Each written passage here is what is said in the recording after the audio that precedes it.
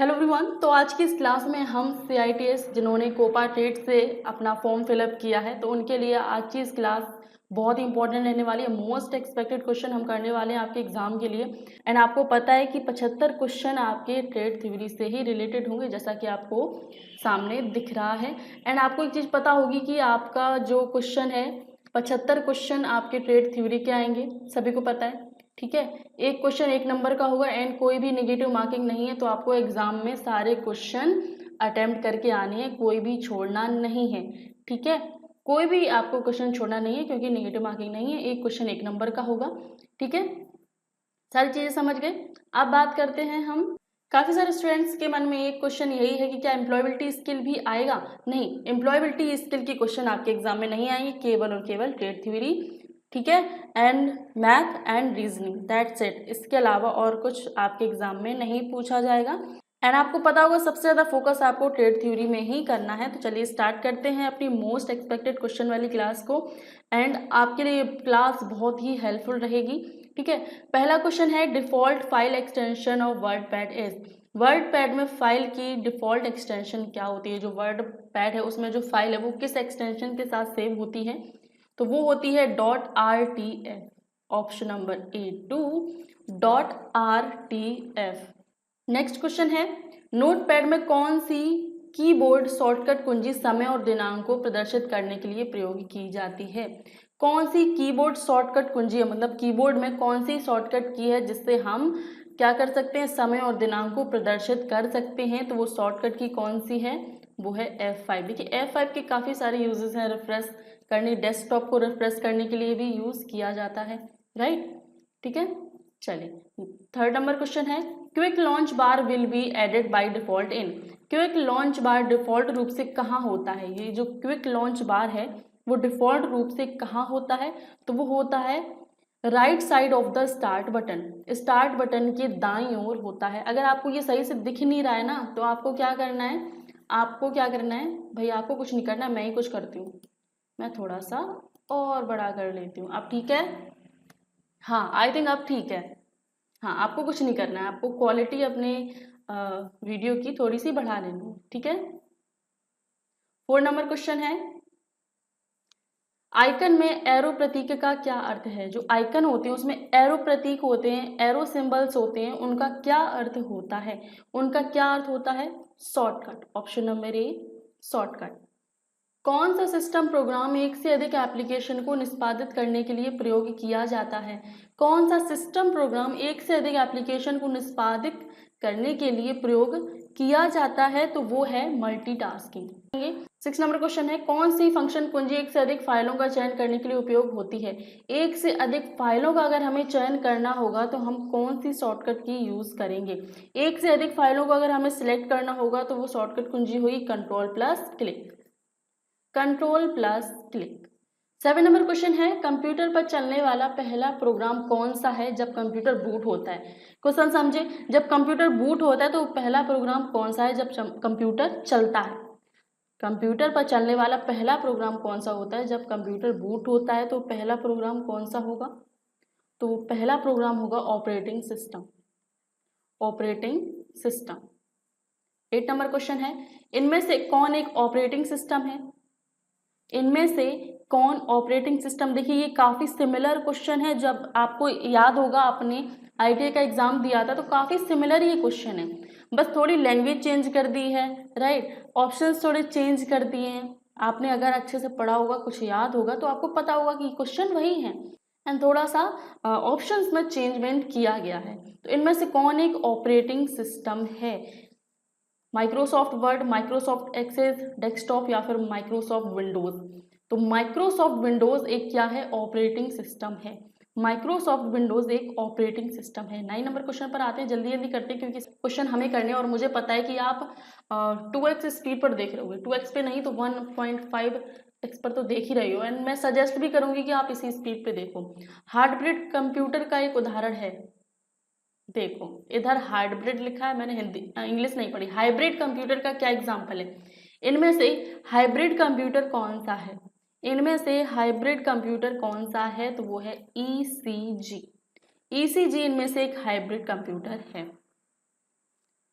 इनमें से कौन सा ब्राउज़र सॉफ्टवेयर का एक उदाहरण है? इनमें से ये जो ब्राउज़र है इनमें से कौन सा एक ब्राउज़र सॉफ्टवेयर का उदाहरण है? कौन सा सॉफ्टवेयर का उदाहरण है? तो वो है हमारा विंडो एक्सप्लोरर नहीं है, माइक्रो नहीं है, ये माइक्रोसॉफ्ट फॉन्ट नहीं, इंटरनेट एक्सप्लोरर यहाँ पर राइट आंसर हो जाएगा। इनमें से कौन सा ब्राउज़र सॉफ्टवेयर का उदाहरण है? तो वो है इंटरनेट एक्सप्लोरर। क्या हो जाएगा? Internet explorer, option number D यहाँ पर सही हो जाएगा। 11 नंबर क्वेश्चन है, नोटपैड एप्लीकेशन में बैक स्पेस कुंजी का प्रयोग डैश के लिए किया जाता है। नोटपैड एप्लीकेशन, उसमें जो बैक स्पेस कुंजी है, बैक स्पेस की है, उसका प्रयोग किसके लिए किया जाता है? तो उसका उपयोग किया जाता है कर्सर के बाईं ओर वर्ड मिटाने के लिए। कर्सर के बाईं ओर कैरेक्टर को क्या करने के लिए? इरेज करने के लिए, कैरेक्टर को मिटाने के लिए किसका? बैक स्पेस कुंजी का प्रयोग किया जाता है। 1833 में चार्ल्स बेबेज ने डैश मशीन का आविष्कार किया। अब देखो आपने पढ़ा हुआ एनालिटिकल इंजन, विश्लेषणात्मक जो इंजन था उसका आविष्कार चार्ल्स बेबेज ने किया। कंप्यूटर के जनक भी चार्ल्स बेबेज थे। लेकिन इसमें देखिए क्वेश्चन क्या पूछ रहा है, 1833 में चार्ल्स बेबेज ने कौन सी मशीन का आविष्कार किया था? 1833 में चार्ल्स बेबेज ने कौन सी मशीन का आविष्कार किया था? तो वो है कौन सा? Analytical engine. और हमने आईटीआई में क्या पढ़ा था? जब हम आईटीआई का एग्जाम दे रहे थे तब क्या पढ़ा था कि एनालिटिकल इंजन का आविष्कार किसने किया, राइट? तो यहाँ पे क्वेश्चन वही है, बस थोड़ा सा एडवांस मोड में है, राइट? समझ गए? आंसर क्या हो जाएगा? एनालिटिकल इंजन, विश्लेषणात्मक इंजन। ठीक है, 13 नंबर क्वेश्चन पे आते हैं, विंडोज ऑपरेटिंग सिस्टम को बंद करने के लिए कौन सी कमांड का उपयोग किया जाता है? विंडोज ऑपरेटिंग सिस्टम को बंद करने के लिए, अगर हमें विंडोज ऑपरेटिंग सिस्टम बंद करना है तो कौन सा कमांड यूज करेंगे जिससे हमारा ऑपरेटिंग सिस्टम जो है वो बंद हो जाए? तो वो होगा shut down, option number A2 यानी B, shut down. Hybrid computer dash में डाटा को स्वीकार करता है। जो हाइब्रिड कंप्यूटर होता है वो किस प्रकार में डेटा को एक्सेप्ट करता है? किस? एनालॉग भी होगा एंड डिजिटल भी होगा। हाँ, ऑप्शन है एनालॉग और डिजिटल इनपुट। एनालॉग और डिजिटल दोनों तरीके से डेटा को एक्सेप्ट करेगा। एनालॉग और डिजिटल दोनों तरीके से डेटा को एक्सेप्ट करेगा। 15 नंबर क्वेश्चन है, कौन सी डिवाइस कंप्यूटर में इनपुट के लिए वर्ड को पहचानने के लिए चुंबकीय स्याही रीडर को सक्षम करता है? कौन सी डिवाइस कंप्यूटर में इनपुट के लिए कैरेक्टर को पहचानने के लिए चुंबकीय स्याही रीडर को सक्षम करता है? तो इनमें से वो कौन है? वो है MICR, ऑप्शन नंबर ए MICR। अभी देखो 15 क्वेश्चन ही हुए हैं, काफ़ी सारे स्टूडेंट्स जो होंगे वो तो आधी अधूरी क्लास छोड़ के चले भी गए होंगे। क्वेश्चन है, कौन सी ऑप्टिकल डिवाइस का उपयोग प्रत्येक वर्ड को जांचने के लिए किया जाता है? कौन सी डिवाइस है जिसका प्रयोग प्रत्येक वर्ड को जांचने के लिए किया जाता है? तो वो है OCR।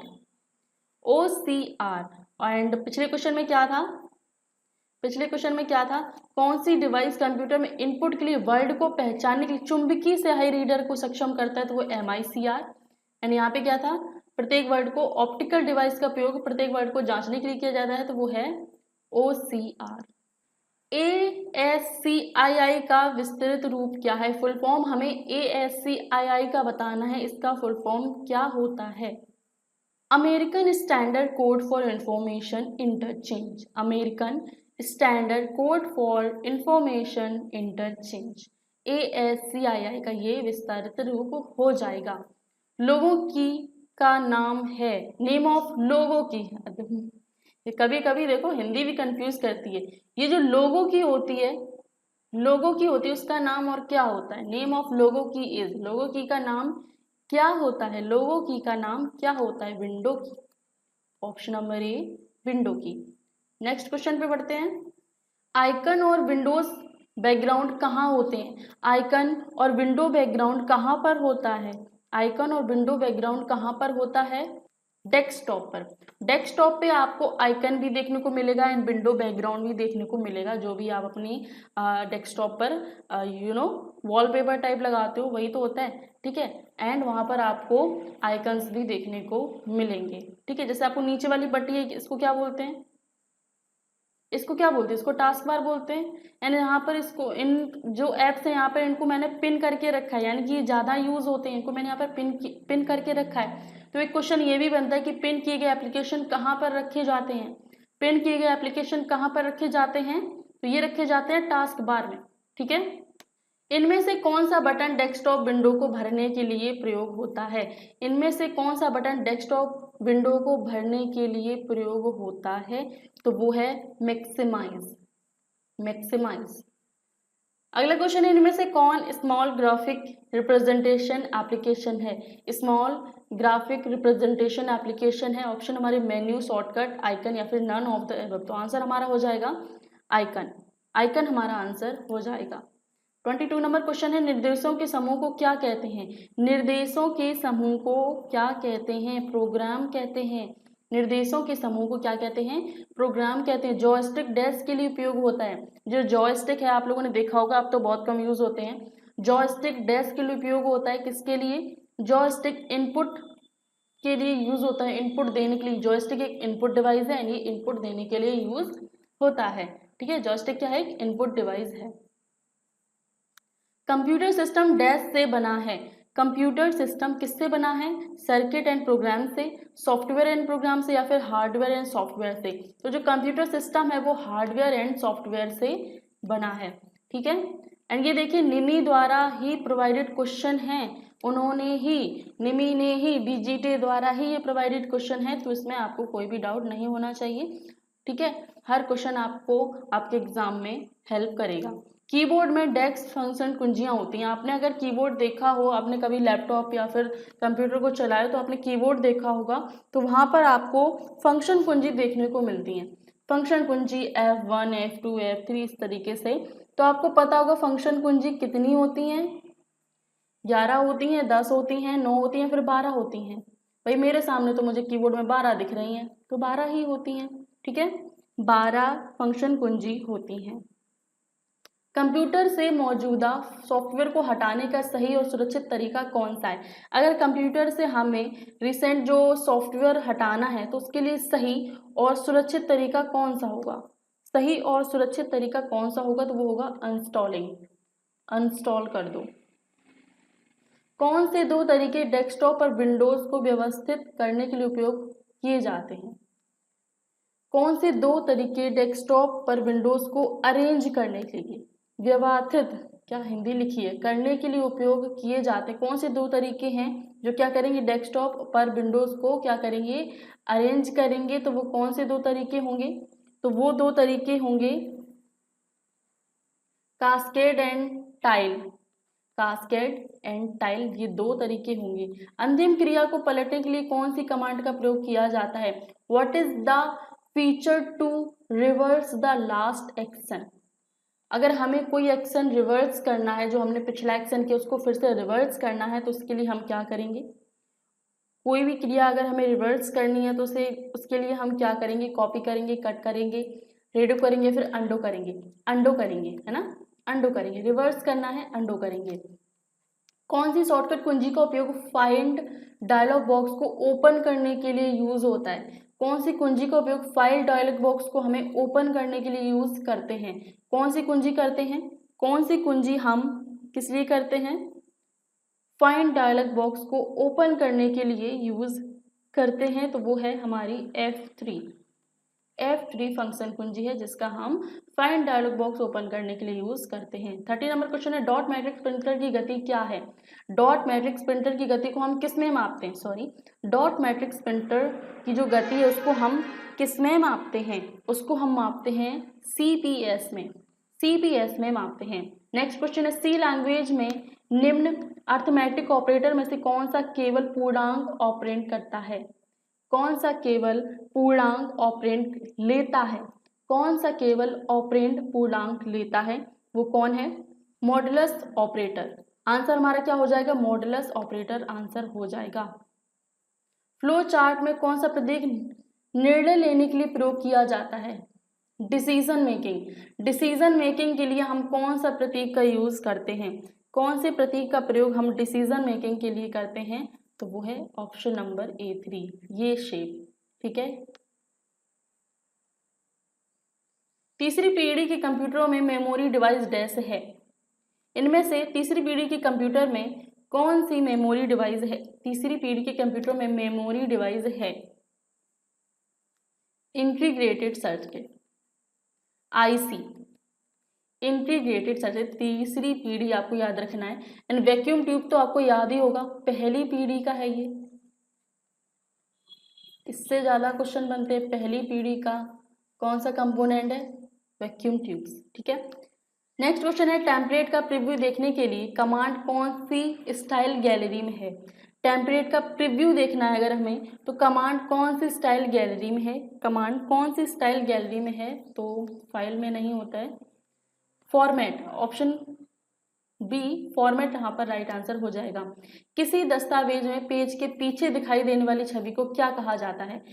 How the background image that appears behind the text page is called. किसी दस्तावेज में पेज के पीछे दिखाई देने वाली छवि को क्या कहा जाता है? तो उसको कहा जाता है वाटरमार्क। अभी जैसे देखो यहाँ पर आपको दिख रहा होगा, मैं वाटरमार्क दिखाऊं, वाटरमार्क ये दिख रहा है, ये निमी का वाटरमार्क दिख रहा है, ये पेज के पीछे दिखाई दे रहा है, बैकग्राउंड में दिखाई दे रहा है, ये क्या है? ये वाटरमार्क है, इसको हम चाहकर भी नहीं हटा सकते हैं। ठीक है, क्योंकि ये ऑथराइज तरीके से वाटरमार्क किया गया है, इसको हम नहीं हटा सकते हैं। ठीक है, तो ये होता है वाटरमार्क। नेक्स्ट है, दस्तावेज में सेक्शन ब्रेक कौन सी होती है? How does a section break appear in the document. कुछ क्वेश्चन ऐसे होते हैं जो इंग्लिश में ज़्यादा अच्छी तरीके से समझ में आते हैं, तो वो होगा डबल डॉटेड लाइन। दस्तावेज में सेक्शन ब्रेक कौन सी होती है? सेक्शन ब्रेक, सेक्शन को ब्रेक करना है तो वो कौन होगी? Double dotted line. Multiple page button कहाँ मौजूद है? Where does the multiple page button is present. Multiple page button कहाँ मौजूद है? मल्टीपल पेज बटन ये मौजूद होता है प्रिंट प्रीव्यू टूल बार में, प्रिंट प्रीव्यू टूल बार में मौजूद होता है। चयनित फाइल को काटने के लिए कौन सी शॉर्टकट कुंजी, सॉरी द शॉर्टकट की for cut the selected file. अब कट के लिए आपको पता होगा, मुझे बताने की जरूरत नहीं है, कट के लिए हम किस चीज का यूज करते हैं? Ctrl+X का यूज करते हैं। ठीक है, मानक A4 पेपर लैंडस्केप आयाम का आकार क्या होता है? जो A4 पेपर हमने काफी बार सुना होगा, ये पेपर का साइज क्या है? A4 है, A2 है, इस तरीके से। तो A4 जो पेपर का लैंडस्केप होता है, उसका आयाम, उसका आकार क्या होता है? लैंडस्केप आयाम होता है, उसका आकार कितना होता है? तो यहाँ पर हमारा हो जाएगा 297 इंटू 210 mm। अक्षर चित्र पृष्ठ आयाम क्या है? What is the letter portrait page dimension. अक्षर चित्र पृष्ठ आयाम क्या है? अब ये यहाँ पर पूछा गया है कि पोर्ट्रेट पेज का डायमेंशन क्या होता है। पोर्ट्रेट पेज का डायमेंशन यहाँ पर पूछा गया है, तो इसका डायमेंशन होता है 8.5 into 11, option number A1। Typing क्षेत्र को अधिकतम करने के लिए कौन से व्यू का उपयोग किया जाता है? Which view is use to maximize the typing area. Typing area को अगर हमें मैक्सिमाइज करना है, अधिकतम करना है, तो उसके लिए हम कौन से व्यू का उपयोग करेंगे? अब आपको यहाँ पर दिख रहा होगा क्या व्यू पूछा है, यहाँ पे कौन से व्यू का हम यहाँ पर यूज करेंगे? तो वो होगा full screen view, full screen view. Next question है, what is the default font and size of a word document. Word document का वर्ड डॉक्यूमेंट का डिफॉल्ट फॉन्ट और आकार क्या है? वर्ड डॉक्यूमेंट का डिफॉल्ट फॉन्ट और आकार क्या होता है? डिफॉल्ट याद रखिएगा, वर्ड डॉक्यूमेंट में पावर पॉइंट का अलग होता है, एक्सेल का अलग होता है, तो यहाँ पे वर्ड डॉक्यूमेंट पूछा है। वर्ड डॉक्यूमेंट के लिए डिफॉल्ट फॉन्ट और आकार क्या होते हैं? वो होते हैं, अब ये तो नहीं है, times new Roman 12, times new Roman 12, ये हमारा फॉन्ट हो गया एंड ये हो गया हमारा 12 साइज। ठीक है, 43 नंबर क्वेश्चन है, 3.5 इंच फ्लॉपी डिस्क की मेमोरी क्षमता कितनी है? 3.5 इंच फ्लॉपी डिस्क की जो मेमोरी कैपेसिटी है किसकी? 3.5 इंच फ्लॉपी डिस्क की, वो कितनी है? 1.44 MB। 3.5 इंच फ्लॉपी डिस्क की मेमोरी क्षमता है 1.44 MB। लैन का विस्तृत रूप क्या है? लैन का हमें फुल फॉर्म बताना है, लोकल एरिया नेटवर्क, यहाँ पर राइट आंसर हो जाएगा। ठीक है, इसमें किसी को डाउट है? नहीं होना चाहिए। नेक्स्ट क्वेश्चन पे बढ़ते हैं, लिनक्स में दिनांक और समय प्रदर्शित करने के लिए हम किसका प्रयोग करते हैं? अभी आपने शुरुआत में देखा होगा, समय और दिनांक प्रदर्शित करने के लिए शॉर्टकट कुंजी कौन सी यूज करते हैं? F5 करते हैं। एंड ये क्वेश्चन फिर से रिपीट हुआ है, तो इसका आंसर क्या हो जाएगा? इसका आंसर हो जाएगा यहाँ पर date, option number A1 date. Linux operating system में CD का अर्थ क्या होता है? CD का अर्थ क्या होता है? आप सभी को पता होगा, चेंज डायरेक्टरी। काफी सारे स्टूडेंट्स बोल रहे होंगे कि कॉम्पैक्ट डिस्क, तो यहाँ पर इसका आंसर चेंज डायरेक्टरी दिया गया है, ठीक है। ओवरवीज और माउस का उपयोग करते हुए डालने मोड के बीच टॉगल करने के लिए OVR स्थिति सूचक पर क्या किया जाना चाहिए। भैया जिनको इंग्लिश समझ में आ गई वही इस क्वेश्चन का आंसर दे सकते हैं। ऑप्शन नंबर ए होगा इसका right answer, click. Next question पे बढ़ते हैं। फ्लो चार्ट का लाभ क्या है? फ्लो चार्ट का लाभ क्या है? फ्लो चार्ट का लाभ होता है step by step method. Step by step method. देखिए हम बस कुछ ही क्वेश्चन दूर रहे हैं, 26 क्वेश्चन। पूरा क्वेश्चन देखना है, पूरी क्लासेस देखने सभी क्वेश्चंस को, ठीक है। कौन सा रिलेशनल ऑपरेटर समानता के लिए उपयोग किया जाता है? इनमें से कौन सा रिलेशन ऑपरेटर समानता के लिए यूज होता है? तो वो है option number A2, double is equal to sign, ठीक है। 50 नंबर क्वेश्चन है, मेमोरी का 1 टेराबाइट किसके बराबर है? मेमोरी का 1 टेराबाइट किसके बराबर है? 1024 गीगाबाइट का, ठीक है।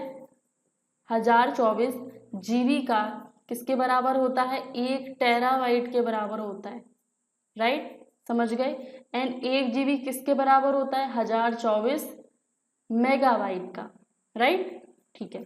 ब्लैक एंड व्हाइट मॉनिटर का दूसरा नाम क्या है? ब्लैक एंड व्हाइट मॉनिटर का दूसरा नाम यहाँ पर क्या है? तो है मोनोक्रोम मॉनिटर। Monochrome monitor. एक कमरे में 2 या 2 से अधिक कंप्यूटर के परस्पर जुड़ाव को क्या कहते हैं? एक कमरे में 2 या 2 से अधिक कंप्यूटर के परस्पर जुड़ाव को हम कहते हैं LAN, local area network.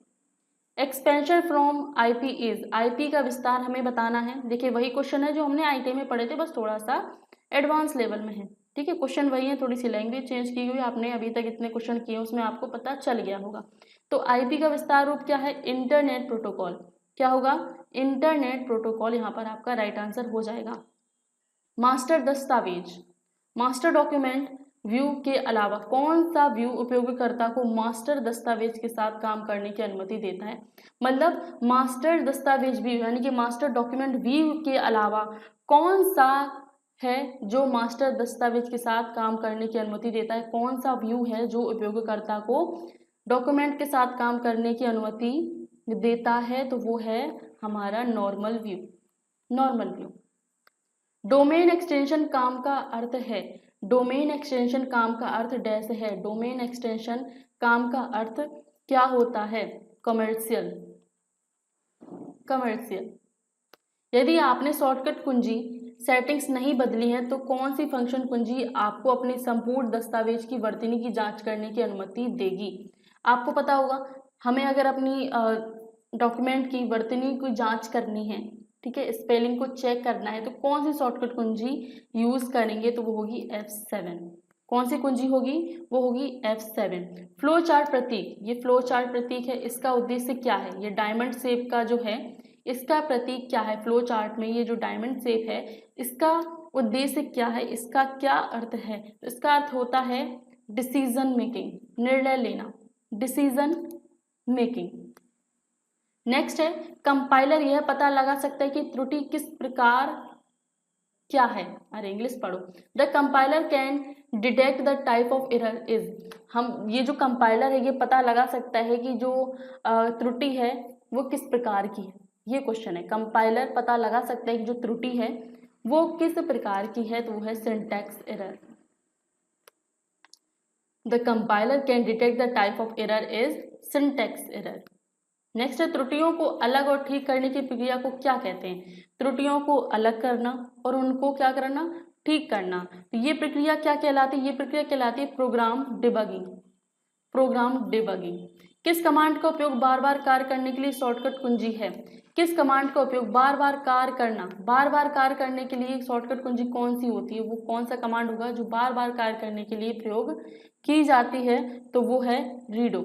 Option number ए, रीडो।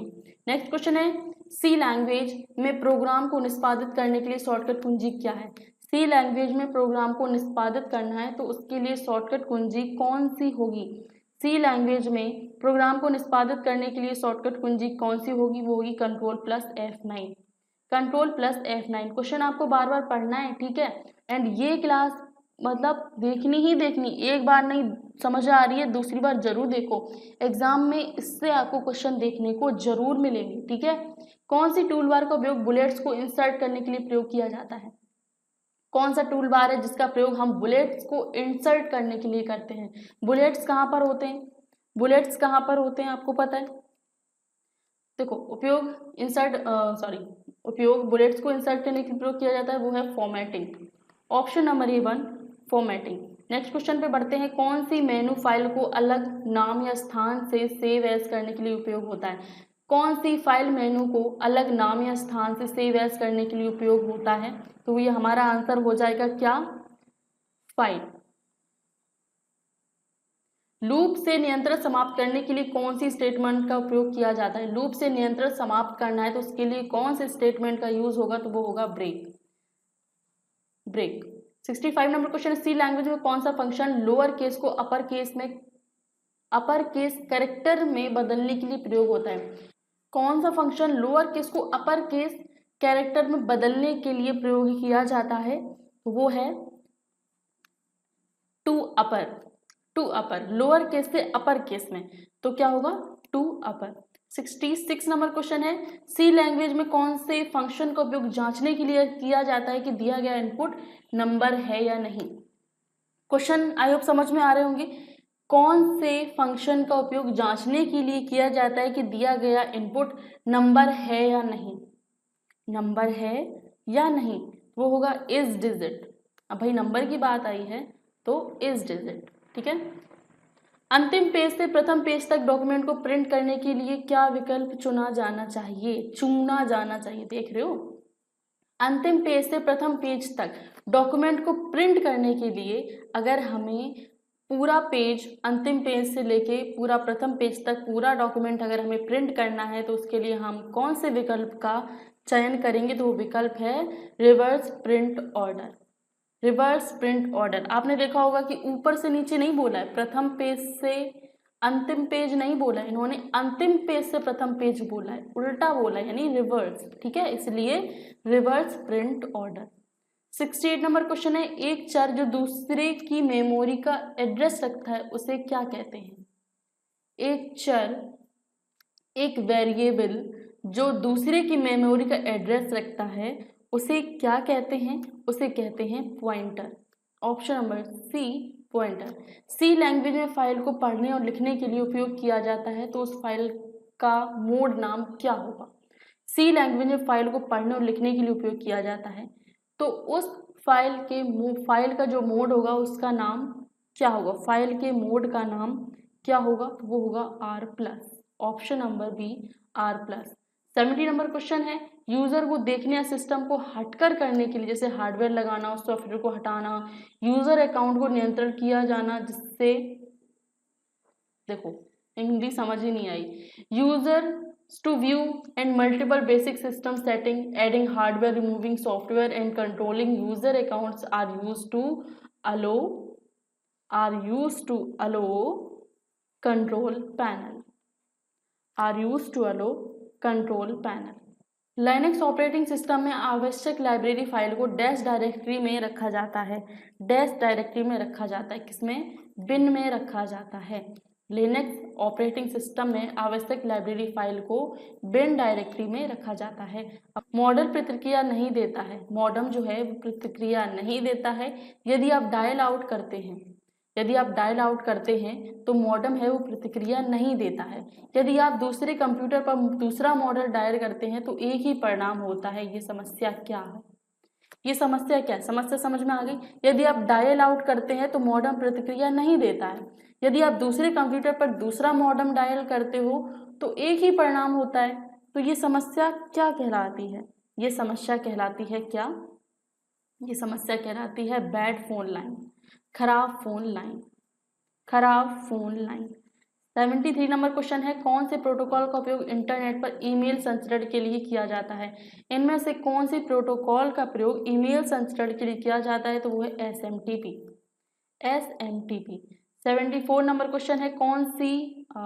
सी लैंग्वेज स्टैंडर्ड इनपुट और आउटपुट कौन सी हेडर फाइल से लेता है? जो सी लैंग्वेज स्टैंडर्ड इनपुट और आउटपुट है वो कौन से हेडर फाइल से लेता है? कौन सी हेडर फाइल से इनपुट और आउटपुट लेता है? तो वो है हमारा studio.h library. Option number B studio H library.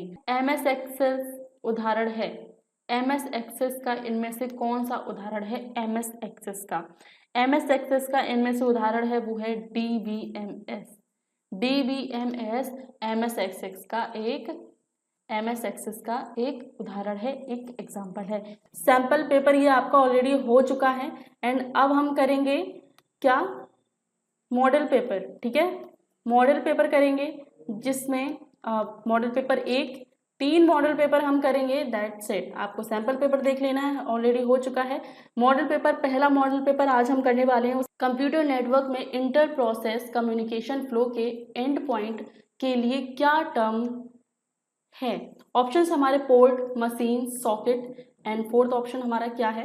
Pipe. तो आंसर हमारा होगा socket, option number A3 socket. Second number question है, निम्नलिखित में से कौन सा नेटवर्क पब्लिक नेटवर्क पर एक प्राइवेट नेटवर्क को विस्तारित करता है? इनमें से कौन सा नेटवर्क है जो पब्लिक नेटवर्क पर एक प्राइवेट नेटवर्क को विस्तारित करता है? पब्लिक नेटवर्क पर एक प्राइवेट नेटवर्क को विस्तारित करता है, तो वो क्या है? वो है virtual private network. Option number A virtual private network. I think आपको ये क्वेश्चन एक बार में समझ में नहीं आएंगे, तो आपको क्लास को 2 बार देखने की जरूरत है।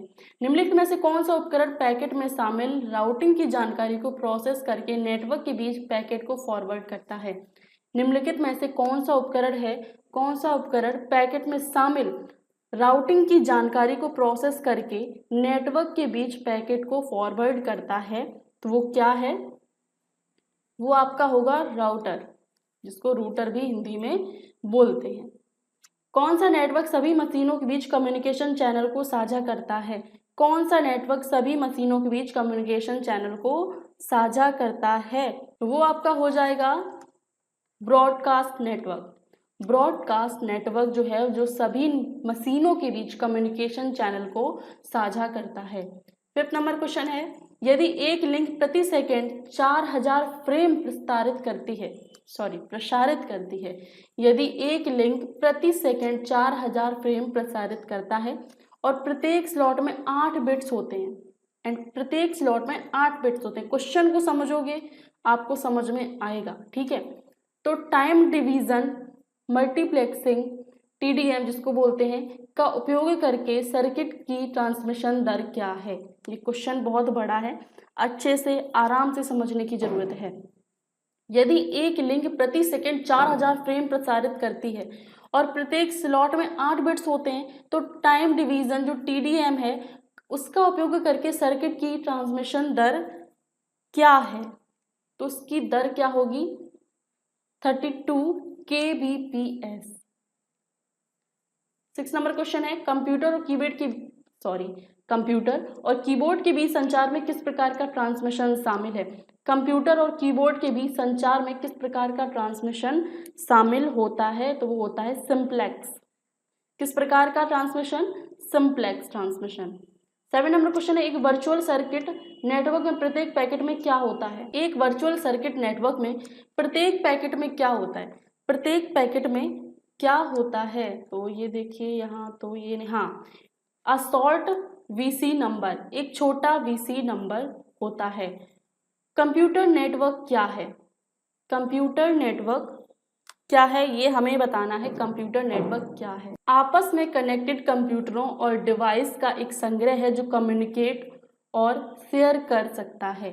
आपस में कनेक्टेड कंप्यूटरों और डिवाइस का एक संग्रह है जो कम्युनिकेट और क्या कर सकता है? शेयर कर सकता है। 9 नंबर क्वेश्चन है, इंटरनेट क्या है? इंटरनेट क्या है? वाइड एरिया नेटवर्क का इंटरकनेक्शन। वाइड एरिया नेटवर्क का इंटरकनेक्शन ही क्या है? इंटरनेट है। ठीक है। 10 नंबर क्वेश्चन है, निम्नलिखित में से कौन ब्लूटूथ का एक उदाहरण है? इनमें से ब्लूटूथ का कौन सा उदाहरण है ये आपको बताना है। ब्लूटूथ आपको पता होगा, ऑप्शन देखोगे, wide area network, virtual private network, local area network या फिर पर्सनल एरिया नेटवर्क। तो ब्लूटूथ देखो पर्सनल एरिया में ही काम करता है, पर्सनल एरिया नेटवर्क हमारा राइट आंसर हो जाएगा option number D. 11 number question है, निम्नलिखित में से कौन सा कंप्यूटर नेटवर्क दूसरे नेटवर्क के ऊपर बनाया गया है? निम्नलिखित में से कौन सा कंप्यूटर नेटवर्क दूसरे नेटवर्क के ऊपर बनाया गया है? दूसरे नेटवर्क के ऊपर बनाया गया है तो वो है ओवरले नेटवर्क। भाई ऊपर बनाया गया ना, ओवरलैप हो रहा है, ओवरले नेटवर्क, इससे आप याद रख सकते हो ओवरले नेटवर्क। ठीक है, 12 नंबर क्वेश्चन है, इनमें से कौन नेटवर्क एज डिवाइस नहीं है? नेटवर्क एज डिवाइस नहीं है, इनमें से कौन नेटवर्क एज डिवाइस नहीं है? तो वो है स्विच, ऑप्शन नंबर ए स्विच। 13 नंबर क्वेश्चन है, किस टोपोलॉजी के लिए मल्टी पॉइंट कनेक्शन की आवश्यकता होती है? किस टोपोलॉजी के लिए मल्टी पॉइंट कनेक्शन की आवश्यकता होती है? तो वो है बस, ऑप्शन नंबर आपका हो जाएगा A2 बस। नेक्स्ट क्वेश्चन है 14 नंबर क्वेश्चन है, किसी भवन या परिसर के भीतर डेटा संचार प्रणाली को क्या कहा जाता है? किसी भवन या परिसर के भीतर डेटा संचार प्रणाली को क्या कहा जाता है? तो उसको कहते हैं लैन, लोकल एरिया नेटवर्क। किसी भवन या परिसर, अस्पताल हो गया, बैंक हो गई, तो उसके अंदर जो डेटा संचार प्रणाली होती है उसको कहते हैं लैन, लोकल एरिया नेटवर्क। ठीक है, प्रथम नेटवर्क का नाम क्या था? प्रथम नेटवर्क का नाम क्या था? ARPANET, याद है कि नहीं है? ARPANET था। ठीक है, किस नेटवर्क टोपोलॉजी में एक सेंट्रल कंट्रोलर या हब की आवश्यकता होती है? किस नेटवर्क टोपोलॉजी में एक सेंट्रल कंट्रोलर या फिर एक हब की आवश्यकता होती है? तो वो है स्टार। कौन सी नेटवर्क टोपोलॉजी है? वो है स्टार टोपोलॉजी। ठीक है, OSI का पूरा नाम क्या है? OSI का पूरा नाम क्या? मुझे लगता है कि ये क्वेश्चन का आंसर तो आप दे सकते हो, क्योंकि काफ़ी सारे क्वेश्चन देखिए ऐसे हैं जो आपके ITI में भी थे और इसमें भी हैं। मैंने क्या बोला है, क्वेश्चन वही हैं, आपका देखिए वही सिलेबस रहेगा। ठीक है, जो भी अभी आपका ITI का सिलेबस है वही सिलेबस रहेगा एंड वही क्वेश्चन होंगे, उनको थोड़ा सा मॉडिफाई किया जाएगा। भाई CITS का आप एग्जाम देने वाले हो तो थोड़ा सा तो वो मॉडिफाई होगा, इतना सिंपल तरीके से तो रखेंगे ही नहीं। आपने तो सोचा होगा कि मैम ITI मैंने पास कर लिया नाम का, मैम को देख के आप ये भी पास कराएंगे। थोड़ी सी मेहनत आपको भी करनी होगी ट्रेड थ्योरी पढ़ के। ठीक है, थ्योरी आपको पढ़नी होगी, ट्रेड थ्योरी पढ़ के। बाकी क्वेश्चन क्लासेस में आपको करवा रही हूँ तो आपको इनको देखना ही देखना है, इनको तो छोड़ना नहीं है, मिस नहीं करना है, क्योंकि मैं वही क्लासेस करवा, आपको देखो पीछे दिख रहा होगा वाटर मार्क निमी का। ठीक है, मैं अपनी तरफ से कुछ नहीं करवा रही हूँ, सब कुछ निमी बेस्ड क्वेश्चन है, सब कुछ DGT द्वारा प्रोवाइडेड क्वेश्चन है, तो मेरी तरफ से ऐसा कुछ भी यहाँ पर नहीं किया गया है। ठीक है, OSI का पूरा नाम क्या है? अभी तक तो आपको कमेंट कर देना चाहिए था। Open system interconnection, open system interconnection. 18 number question है, ISO OSI संदर्भ मॉडल में कितनी लेयर है? देखो इसको कितनी मतलब इतना कठिन तरीके से बोल दिया है। हमने ITI में क्या पढ़ा था, OSI मॉडल में कितनी लेयर है। ठीक है, अब इसमें क्या ISO OSI संदर्भ मॉडल में कितनी लेयर होती हैं? काफी बच्चे कंफ्यूज हो जाएंगे, भैया OSI मॉडल में तो हमने पढ़ा था, लेकिन ये ISO OSI ये क्या है? भैया ये सेम ही है, 7 लेयर होती है। ठीक है, 7 लेयर होती हैं।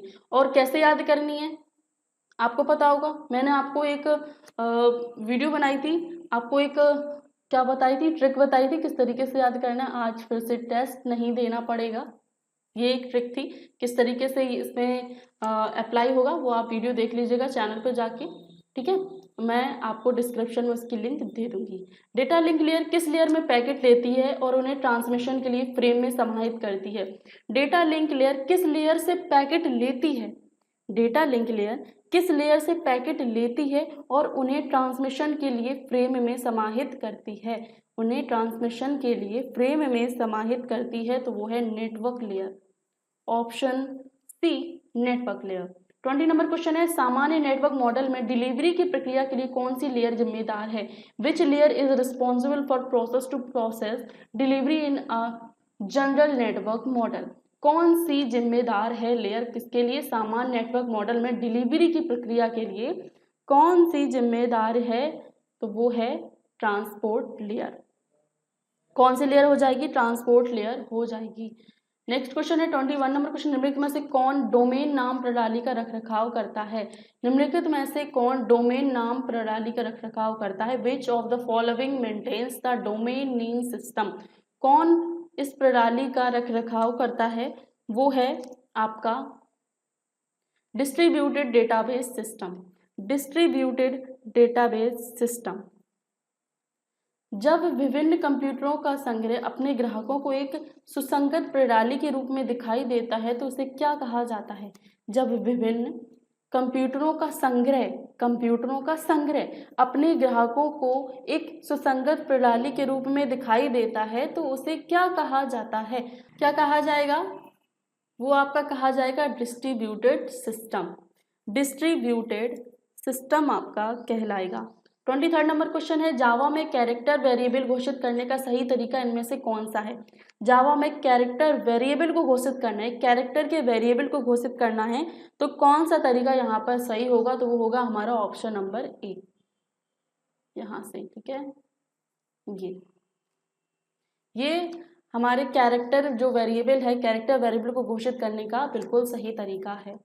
जावा में बूलियन वेरिएबल का डिफ़ॉल्ट नाम क्या है? जावा में बूलियन वेरिएबल का डिफ़ॉल्ट नाम क्या होता है? वो होता है फॉल्स। निम्नलिखित में से कौन सा जावा में एक वेरिएबल के लिए एक मान्य पहचानकर्ता नहीं है? निम्नलिखित में से कौन सा जावा में एक वेरिएबल के लिए एक मान्य पहचानकर्ता नहीं है? कौन सा एक मान्य पहचानकर्ता नहीं है? तो वो है फर्स्ट वेरिएबल। 26 नंबर क्वेश्चन है, कंप्यूटर नेटवर्क तक अनाधिकृत पहुंच से बचाव के लिए डिजाइन किया गया हार्डवेयर या सॉफ्टवेयर इनमें से कौन सा है? ये हमने ITI में भी पढ़ा है, ठीक है, मुझे बार बार बोलने की जरूरत नहीं है, वही है, बस थोड़े से क्वेश्चन को मॉडिफाई कर दिया है। 26 नंबर क्वेश्चन है, क्या है? कंप्यूटर नेटवर्क तक अनाधिकृत पहुंच से बचाव के लिए डिजाइन किया गया हार्डवेयर या सॉफ्टवेयर क्या है? तो वो है firewall. Option number B, firewall. Next question है हमारा 27 नंबर, DNS एक इंटरनेट सेवा है जो डोमेन नाम को डैश में या उससे बदलने का काम करता है। DNS एक इंटरनेट सेवा है जो डोमेन नाम को IP एड्रेस में या उसे बदलने का काम करता है। डोमेन नाम को IP एड्रेस में बदलने का काम करता है। 28 नंबर क्वेश्चन है, सिक्योरिटी कंट्रोल्स क्या होते हैं? सिक्योरिटी कंट्रोल्स क्या होते हैं? तो जो सिक्योरिटी कंट्रोल्स होते हैं वो क्या होते हैं? कंट्रोल्स जो ये सुनिश्चित करने के लिए किए जाते हैं कि अटैक असफल है। कंट्रोल जिनका प्रयोजन अटैक का पता लगाना और उन्हें टालना होता है, ये भी सही है। कंट्रोल जिनका प्रयोजन समस्या से रिकवरी पाना होता है, ये भी सही है। तो आंसर हमारा हो जाएगा option number D. Security controls क्या होते हैं? तो सिक्योरिटी कंट्रोल्स ये सभी होते हैं जो सुनिश्चित करते हैं कि अटैक असफल है। कंट्रोल जिनका प्रयोजन अटैक का पता लगाना और उन्हें टालना होता है। कंट्रोल जिनका प्रयोजन समस्या से रिकवरी पाना होता है। 29 नंबर क्वेश्चन है, ऐसे कंट्रोल जिनका उद्देश्य अटैक को टालना है, डिपेंडेबिलिटी इंजीनियरिंग में निम्नलिखित में से किसके अनुरूप होते हैं? ऐसे कंट्रोल जिनका उद्देश्य अटैक को टालना होता है, जिनका उद्देश्य अटैक को टालना होता है, तो वो होते हैं फॉल्ट टॉलरेंस। 30 नंबर क्वेश्चन है, सिफर स्वीट पैरामीटर में उपयोग किया जाने वाला प्रमुख एक्सचेंज एल्गोरिदम कौन सा है? सिफर स्वीट पैरामीटर ये एक पैरामीटर है, उसमें उपयोग किया जाने वाला प्रमुख एक्सचेंज एल्गोरिदम कौन सा है? एक्सचेंज एल्गोरिदम कौन सा है? तो वो आपका हो जाएगा उल्लेखित कोई भी, एनी ऑफ द मेंशंस, इनमें से कोई भी, मतलब फिक्स ही नहीं है कि इनमें से कौन सा है, सभी हैं, ये बोला है कि उल्लेखित कोई भी, any of the mentions, RSA, fix Diffie Hellman, ephemeral Diffie Hellman, तो इनमें से उल्लेखित कोई भी, ठीक है, कोई अच्छे से मेंशन ही नहीं किया है।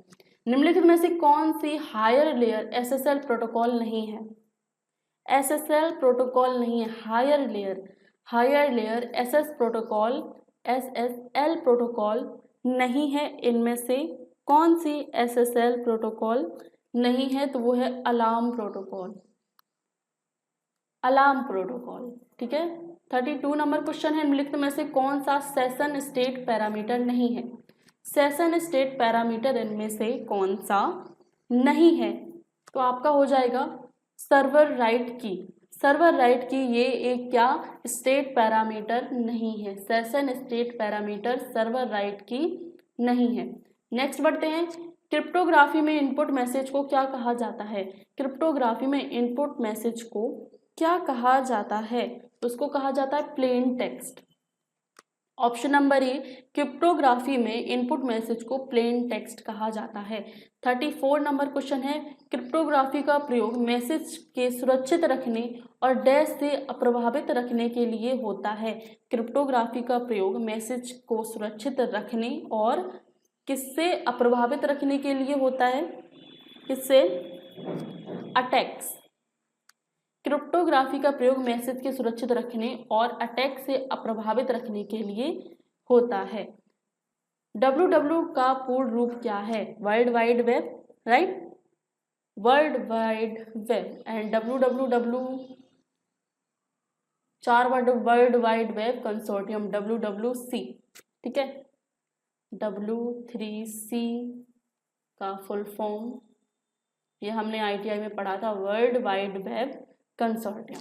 तो अभी फिलहाल वर्ल्ड वाइड वेब WWW का आपको बता ही दिया है, world wide web, option number C, ठीक है।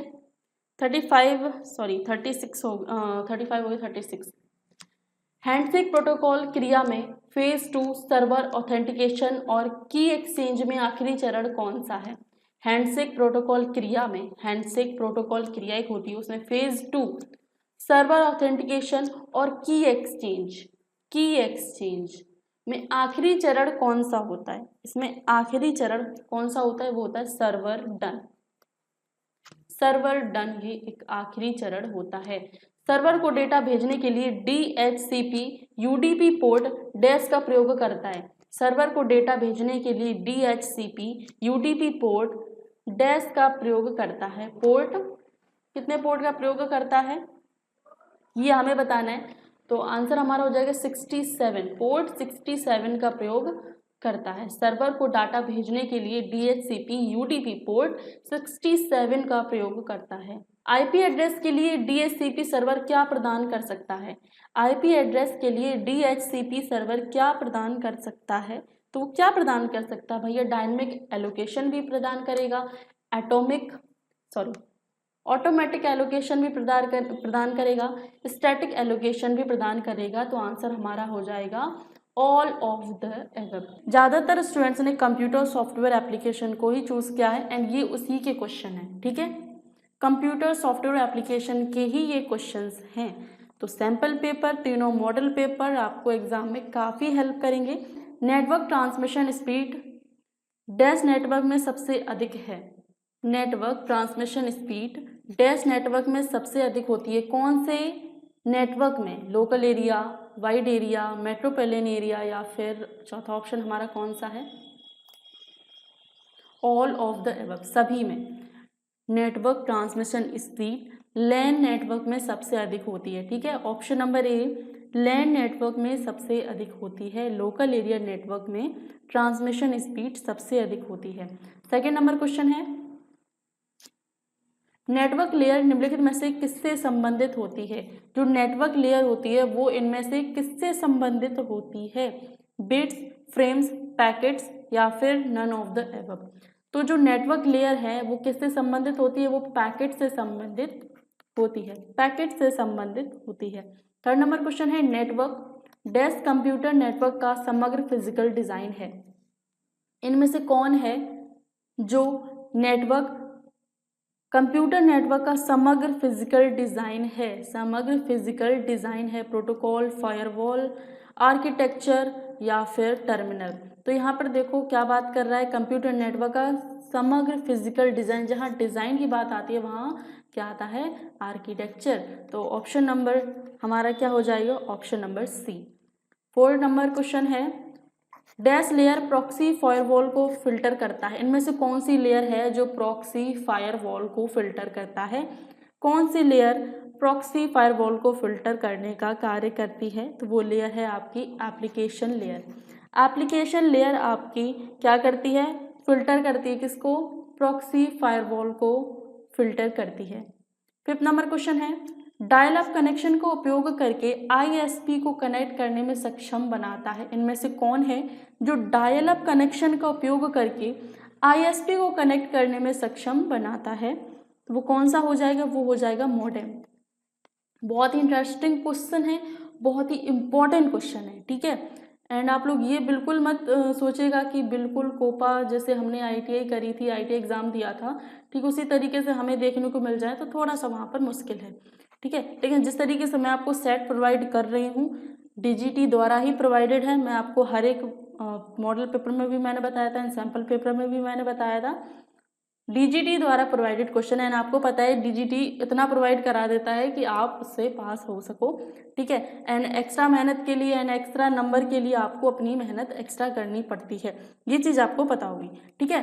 तो हर एक क्लासेस को देखना इंपॉर्टेंट है, ये आपको मैं कई बार बता चुकी हूँ। आ जाओ क्वेश्चन पे। सिमेट्रिक कीज का उपयोग करके ऑथेंटिकेशन में यदि 10 लोगों को संचार करने की आवश्यकता होती है, चलो अब आ गया क्वेश्चन पूरा। सिमेट्रिक कीज का उपयोग करके, सिमेट्रिक कीज का उपयोग करके ऑथेंटिकेशन में यदि 10 लोगों को संचार करने की आवश्यकता है तो हमें डैश कीज की आवश्यकता होती है। यदि 10 लोगों को संचार करने की आवश्यकता है तो हमें कितनी कीज की आवश्यकता होगी? यदि 10 लोगों को संचार करने की आवश्यकता है तो हमें 45 कीज की आवश्यकता होगी। कितनी?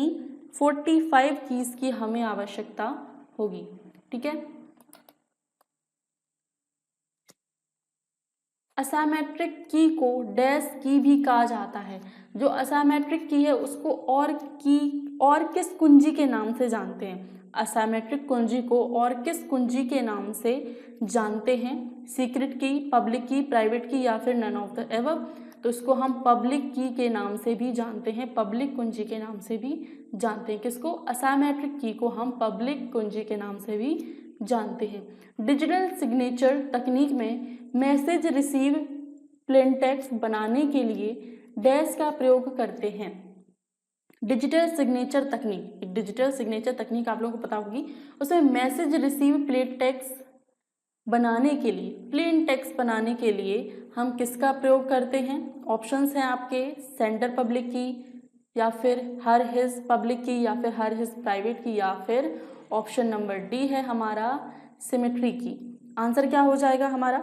आंसर हो जाएगा हमारा सेंडर पब्लिक की, सेंडर पब्लिक की। 9 नंबर क्वेश्चन है, यदि यूजर ए यूजर बी को एक इनक्रिप्टेड मैसेज भेजता है तो प्लेन टेक्स्ट को डैश की पब्लिक की के साथ इनक्रिप्ट किया जाता है।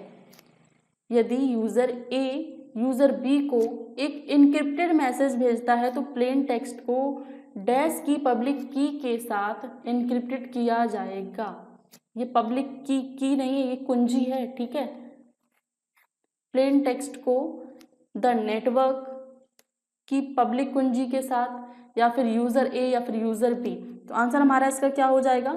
यूजर बी की पब्लिक कुंजी के साथ इनक्रिप्ट किया जाएगा। यदि यूजर ए बी को इनक्रिप्टेड मैसेज भेजता है तो प्लेन टेक्स्ट को यूजर बी की पब्लिक कुंजी के साथ इनक्रिप्ट किया जाएगा, ठीक है। अब ये देखो ध्यान से, यह फिगर कौन सी टोपोलॉजी को दर्शा रहा है?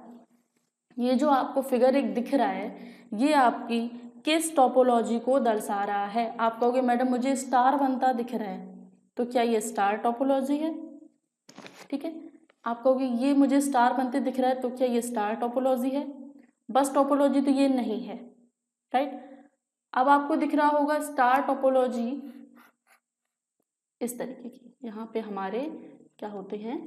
कंप्यूटर इस तरीके से, एंड ये उस तरीके की तो नहीं है, राइट। ये कौन सी टोपोलॉजी है? ये टोपोलॉजी है हमारी मैश टोपोलॉजी, ठीक है, मैश टोपोलॉजी। अब आ जाओ ये क्वेश्चन बताओ, डायग्राम में वृत्ताकार घटक है, ये जो डायग्राम बना है उसमें जो ये जो सर्कल में ये जो है ये क्या है? ये देखो सभी से कनेक्टेड है, ये सभी से कनेक्टेड है, कंप्यूटर से, प्रिंटर से और ये सभी चीज़ों से ये कनेक्टेड है। ये बीच में जो सर्कल में है इसको हम क्या कहेंगे? ये क्या कहलाता है?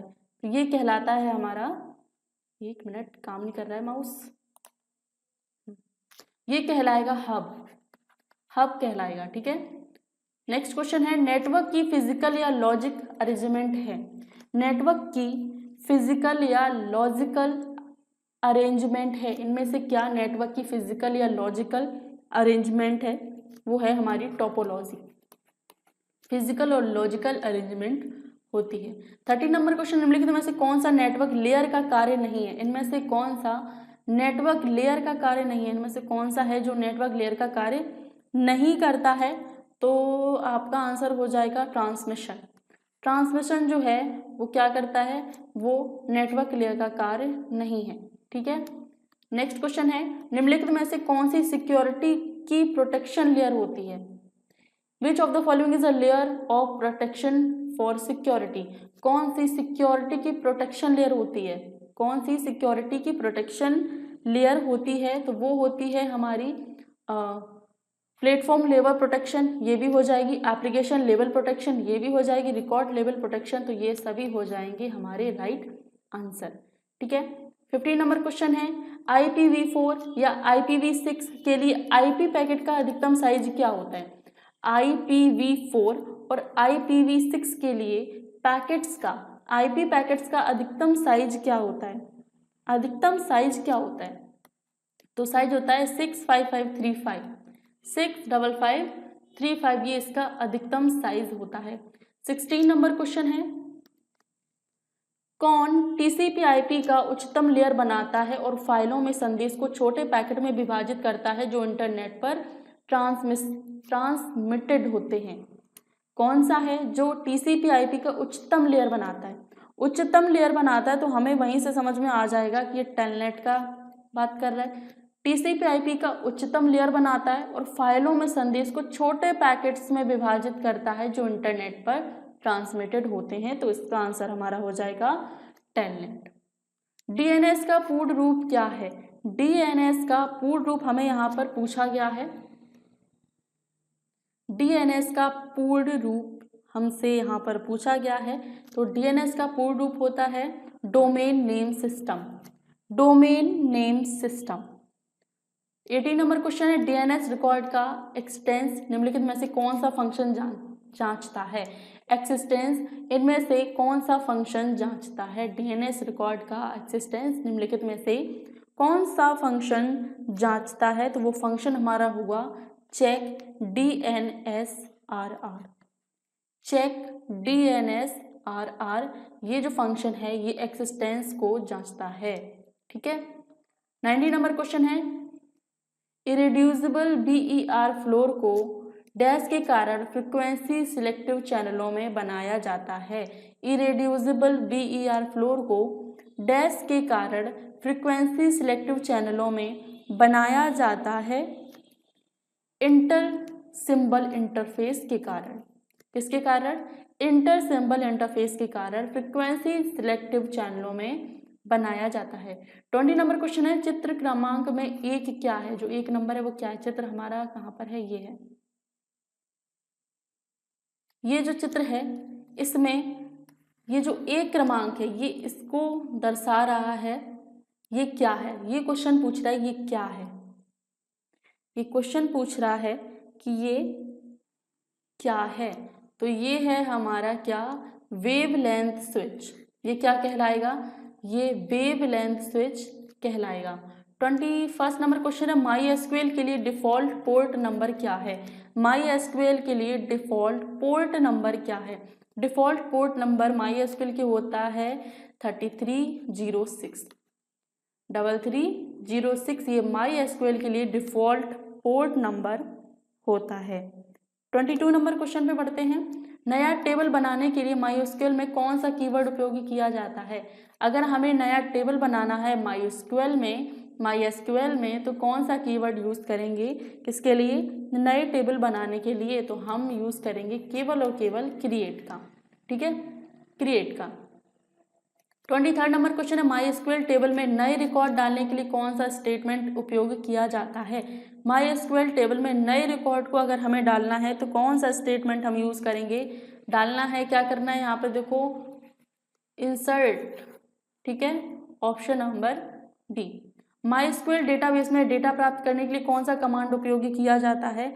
डेटा कमांड में डेटा प्राप्त करने के लिए कौन से कमांड का उपयोग किया जाता है? तो वो होगा option number C, select. Select command का यूज़ करके हम MySQL डेटाबेस से डेटा प्राप्त कर सकते हैं। 25 नंबर क्वेश्चन है, तारीख को स्टोर करने के लिए आप MySQL में कौन से डेटा प्रकार का उपयोग करेंगे? तारीख को स्टोर करना है MySQL में, हम कौन से डेटा प्रकार का उपयोग करेंगे अगर हमें तारीख को स्टोर करना है? तारीख को स्टोर करने के लिए हम कौन सा डेटा प्रकार यूज करेंगे तो वो डेटा प्रकार होगा डेट। तारीख की बात हो रही है तो डेट, ठीक है। MySQL में डेटा प्राप्त करते समय शर्त को निर्दिष्ट करने के लिए कौन सी क्लोज उपयोग की जाती है? MySQL में डेटा प्राप्त करने के लिए डेटा प्राप्त करते समय शर्त को निर्दिष्ट करने के लिए, यहाँ पे एक अलग ही आ गया है, शर्त को निर्दिष्ट करने के लिए कौन सी क्लोज उपयोग की जाती है? कौन सी क्लोज उपयोग की जाएगी? कौन सी क्लोज उपयोग की जाएगी? तो वो होगी वेयर। 27 नंबर क्वेश्चन है, MySQL कमांड अपडेट का क्या कार्य है? ये जो अपडेट है, एक MySQL का कमांड होता है अपडेट, उसका कार्य क्या है? ये जो अपडेट है, ये जो कमांड है, अपडेट कमांड है, ये कार्य क्या करता है? ये कार्य क्या करता है? ये कार्य करता है किसी टेबल में मौजूदा रिकॉर्ड को संशोधित करता है। ये किसी टेबल में मौजूदा रिकॉर्ड को क्या करता है? ये संशोधित करता है, ठीक है। MySQL टेबल से रिकॉर्ड हटाने के लिए कौन से कमांड का यूज करेंगे? अगर हमें MySQL में टेबल से रिकॉर्ड हटाना है तो कमांड कौन सा होगा जिससे जो रिकॉर्ड है वो हट जाए? टेबल से रिकॉर्ड है वो हट जाए तो वो कमांड होगा डिलीट, ठीक है, डिलीट। 29 नंबर क्वेश्चन है, MySQL में ड्रॉप कमांड क्या करता है? MySQL का एक और कमांड है ड्रॉप, तो जो ड्रॉप कमांड है इसका कार्य क्या है? ड्रॉप कमांड का यहाँ पर कार्य पूछ रहा है। ड्रॉप कमांड क्या करता है? किसी टेबल से रिकॉर्ड हटाता है, किसी टेबल से रिकॉर्ड हटाता है। देखिए ड्रॉप का मतलब क्या होता है? मतलब ड्रॉप यानी गिरना, राइट। अब यहाँ पे जोड़ना तो होगा नहीं, राइट। मौजूदा रिकॉर्ड को संशोधित करना, ऐसा कुछ यहाँ पर नहीं दिया गया है। डेटा पुनः प्राप्त करना, तो यहाँ पे हटाना, गिरना, हटाना, ये थोड़ा सा मैच कर रहा है ना, ठीक है। तो आपको देखो एग्जाम में क्या करना है, क्वेश्चन बहुत ही ध्यान से पढ़ने हैं, क्वेश्चन बहुत ही ध्यान से पढ़ना है, ऑप्शन चारों पढ़ने हैं, ठीक है।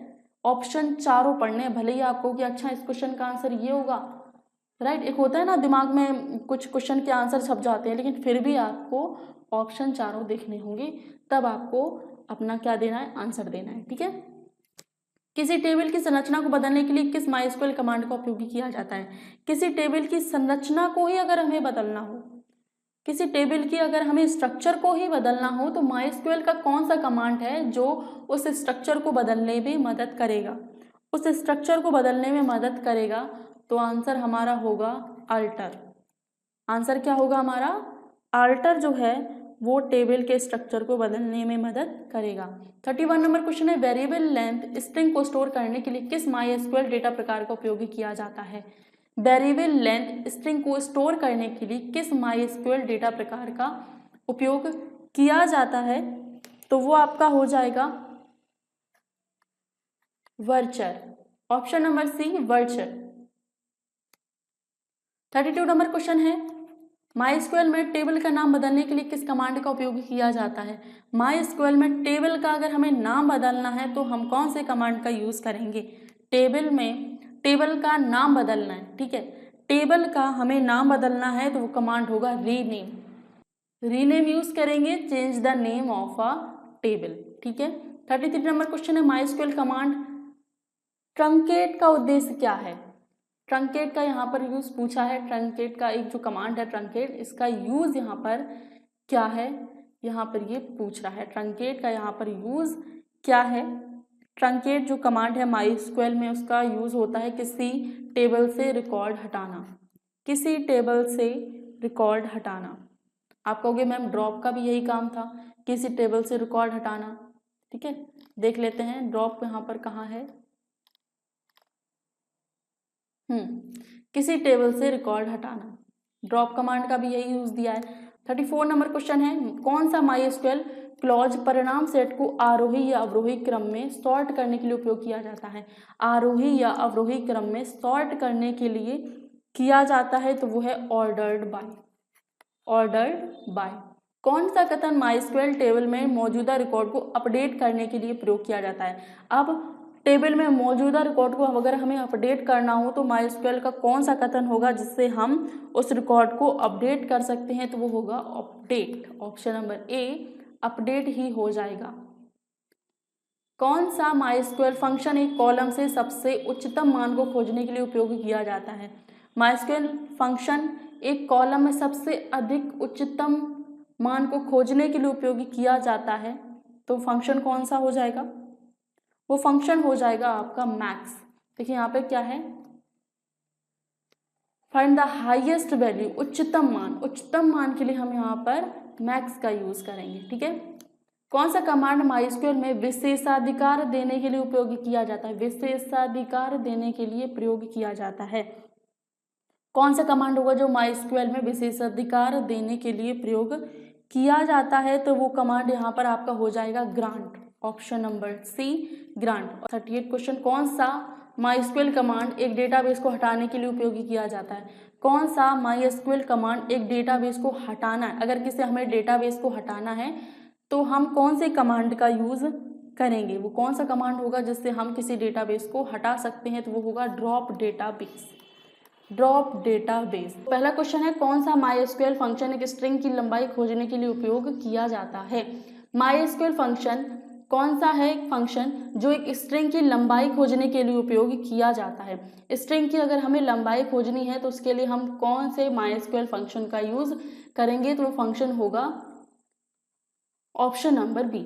सेकेंड क्वेश्चन है, कौन सा माइस्क्वेल कमांड एक नया यूजर बनाने के लिए उपयोग किया जाता है?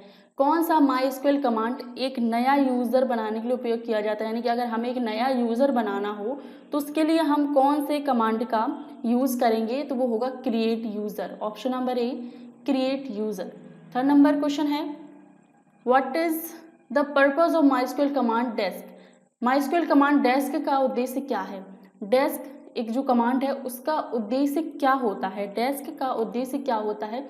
तो डेस्क का उद्देश्य होता है display the structure of a table, एक टेबल की संरचना को प्रदर्शित करना। यही एक जो कमांड है माइस्क्वेल का डेस्क, उसका ये उद्देश्य होता है, एक टेबल की संरचना को प्रदर्शित करना।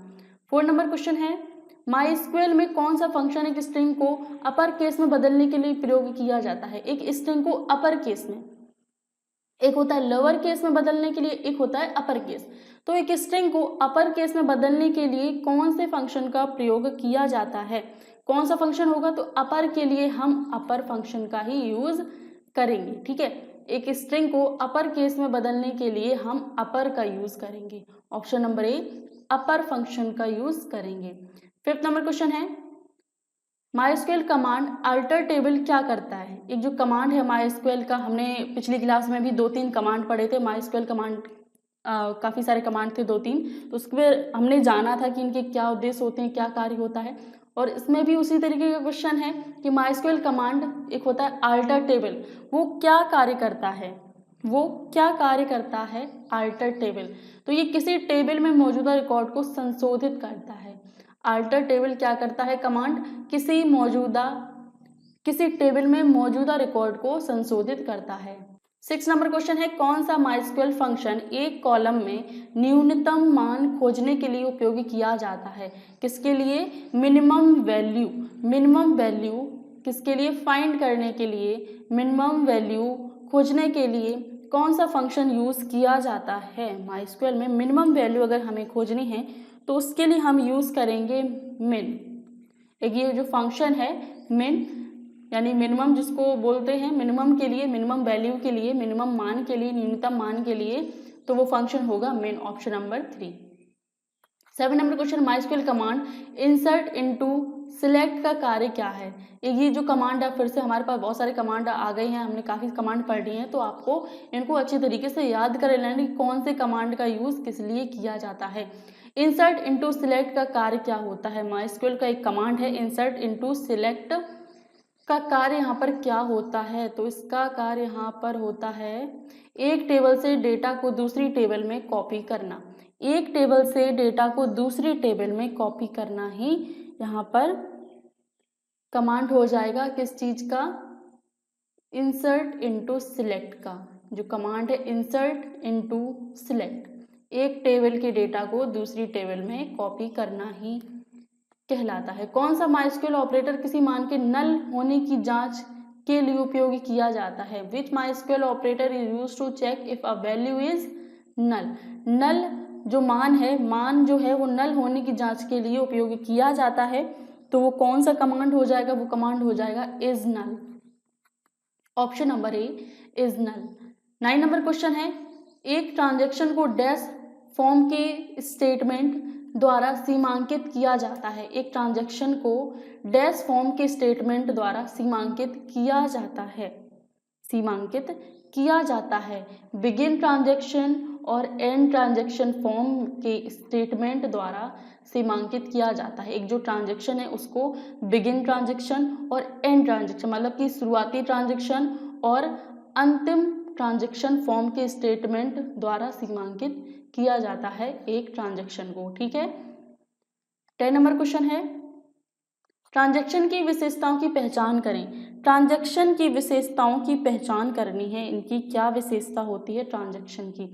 तो इनकी देखिए विशेषताएं क्या होती हैं, ऑटोमेटिकली, ड्यूरेबिलिटी, आइसोलेशन। तो आंसर क्या हो जाएगा, ऑल ऑफ द एबव। विशेषताओं की पहचान करनी है। अब देखो आप एक क्वेश्चन के हिसाब से भी आप देख सकते हो, अगर इसका आंसर आपको पता भी ना होता ना तो भी आप इसका आंसर दे सकते हैं। कैसे, थोड़ा सा एक थोड़ा सा दिमाग लगा के कि क्वेश्चन देखो क्या कह रहा है, ट्रांजैक्शन की विशेषताओं की पहचान करें। अब इसने विशेषताओं बोल दिया, यानी कि एक से अधिक पूछ लिए हैं। ये ऐसे भी तो कह सकता था कि ट्रांजैक्शन की विशेषता की पहचान करें, राइट। जब ये लिखता विशेषता की पहचान करें तब हम थोड़ा कंफ्यूज हो सकते थे कि इसने विशेषता के बारे में पूछा, यानी एक के बारे में पूछा है, राइट। तो हम इन तीनों में से कंफ्यूज हो जाते, लेकिन यहाँ पर इसने विशेषताओं, क्वेश्चन में ही एक से अधिक चीजें पूछ ली हैं कि हमें एक विशेषता से काम नहीं चलेगा, हमें तो बहुत सारी विशेषताएं बताओ। तो हम क्या करेंगे, आप कहोगे भैया ऑल ऑफ द एबव दिया गया है, तब तो भैया हमारा आंसर यही होगा। तो इस तरीके से भी देखो काफी सारे क्वेश्चन ऐसे आपको देखने को मिलेंगे जिसमें क्वेश्चन में ही आंसर आपको देखने को मिलेगा। ठीक है, क्वेश्चन में ही आपको आंसर देखने को मिलेगा। जैसे कि आपने अभी इसी क्लास में 3 से 4 क्वेश्चन ऐसे देख लिए होंगे जो आपके क्वेश्चन में ही आपको आंसर देखने को मिल गया होगा, राइट। तो इस तरीके से आपको बहुत ही अच्छी तरीके से क्वेश्चन को पढ़ना है, समझना है क्वेश्चन क्या कह रहा है, एंड चारों ऑप्शन को पढ़ के तब आंसर देना है। ठीक है। अब इसमें देखो निम्नलिखित में से किसमें ऑल और नन प्रॉपर्टी होता है। ऑटोमेसिटी, ये हमारा राइट आंसर होगा। ऑल और नन प्रॉपर्टी किसमें होती है, ऑटोमेसिटी में होती है। ठीक है। 12 नंबर क्वेश्चन है, निम्नलिखित में से कौन सा डेटाबेस शुरू से ही पीएचपी द्वारा समर्थित होती है। शुरू से ही पीएचपी द्वारा समर्थित होती है। कौन सा डेटाबेस शुरू से ही पीएचपी द्वारा समर्थित होती है, तो वो डेटा है MySQL। जो MySQL है ये शुरू से ही पीएचपी द्वारा समर्थित है। नेक्स्ट क्वेश्चन है, MySQL सिलेक्ट क्वेरी को किस प्रकार हल करेगा। जो MySQL है वो इस सिलेक्ट क्वेरी को किस प्रकार हल करेगा, इसकी जांच के लिए कौन सा स्टेटमेंट प्रयोग किया जाता है, तो इसकी जांच के लिए प्रयोग किया जाता है explain. Option number D, explain. Next question है 40 नंबर, मुद्रा मूल्यों को संग्रहित करने के लिए डेटा टाइप सबसे उपयुक्त है। मुद्रा मूल्यों को संग्रहित करने के लिए कौन सा डेटा टाइप क्या किया जाता है, सबसे उपयुक्त है। सबसे उपयुक्त कौन सा डेटा टाइप है, तो वो है डेसिमल। मुद्रा मूल्यों को संग्रहित करने के लिए डेसिमल का यूज किया जाएगा। डेटाबेस डिजाइन प्रोजेक्ट के लिए किस स्थिति में कोई भी आवश्यक तथ्यों को इकट्ठा और सूचीबद्ध करता है। डेटाबेस डिजाइन प्रोजेक्ट के लिए किस स्थिति में कोई भी आवश्यक तथ्यों को इकट्ठा और सूचीबद्ध करता है, तो वो कौन है, वो है data definition. Data definition. 60 number question, निम्नलिखित में से किसी जावास्क्रिप्ट में त्रुटि नहीं माना जाता। अब जावास्क्रिप्ट के क्वेश्चन हो गए, शुरू हो गए हमारे। अभी तक हमने MySQL के किए थे, टॉपिक इधर उधर से आ रहे थे। ठीक है, तो अब जावास्क्रिप्ट से रिलेटेड क्वेश्चन है। 60 नंबर क्वेश्चन है, निम्नलिखित में से किसी जावास्क्रिप्ट में त्रुटि नहीं माना जाता है, तो त्रुटि किसको नहीं माना जाएगा, शून्य से भाग जावास्क्रिप्ट में त्रुटि नहीं मानी जाएगी। एसक्यूएल में एग्रीगेट फंक्शन में क्या नहीं बनाते हैं, जो एसक्यूएल है उसमें एग्रीगेट फंक्शन है, उसमें क्या नहीं बनाते हैं, एग्रीगेट फंक्शन में क्या नहीं बनाते हैं, तो टोटल नहीं बनाते हैं। ज्वाइन व्यू में कौन सा ऑपरेशन अलाउड है, तो ऑपरेशन तो देखो आपके अपडेट भी अलाउड है, इंसर्ट भी अलाउड है, डिलीट भी अलाउड है। आई थिंक आंसर होगा आपका all of the above. Yes, option हमारा दिया गया है, ऑल ऑफ द एबव हमारा राइट आंसर हो जाएगा। 90 नंबर क्वेश्चन है, गलत कथन को इंगित करें। इनमें से गलत कथन कौन सा है, तो देखो स्टोर्ड प्रोसीजर इनपुट और आउटपुट पैरामीटर स्वीकार कर सकती है। यस, ये हमारा सही हो जाएगा। स्टोर्ड प्रोसीजर इनपुट मापदंडों का उपयोग करके कई मान लौटा सकती है। कई मान लौटा सकती है, तो ये एक गलत कथन है। कई मान ये नहीं लौटाती है। स्टोर्ड प्रोसीजर एक ऐसी प्रक्रिया है जिसमें एक या अधिक एसक्यूएल स्टेटमेंट का सेट होता है। स्टोर्ड प्रोसीजर एक ऐसी प्रक्रिया, वो प्रक्रिया क्या कहलाती है जिसमें एक या अधिक एसक्यूएल स्टेटमेंट का सेट होता है, तो वो प्रक्रिया क्या कहलाती है? वो कहलाती है प्री कंपाइल्ड।